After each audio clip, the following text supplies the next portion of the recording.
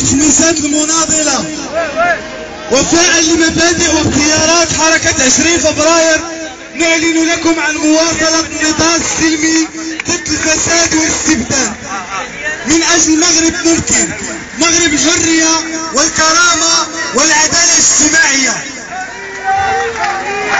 عدالة اجتماعية ومن منطلق حرصنا على المصالح العليا للشعب المغربي نبعث ب3 رسائل إلى خصومنا وشركائنا. الرسالة الأولى موجهة للنظام الاستبدادي المخزني.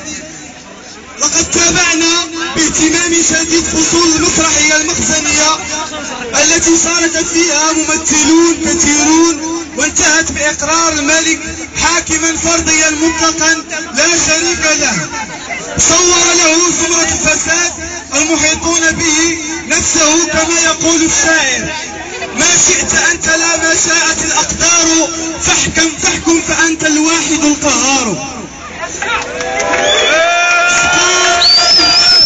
الشعب يريد إسقاط.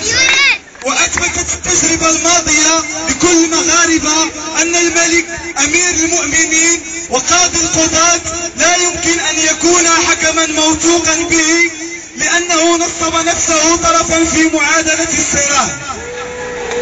وعليه فالإصلاح السياسي المزعوم الذي قاده النظام الاستبدادي أفرز دستورا أعوجا لا مشروعية له سوى مشروعية التزوير التي أشرفت عليها أجهزة الدولة بإيعاز من النظام الحاكم وبتواطؤ مع الأحزاب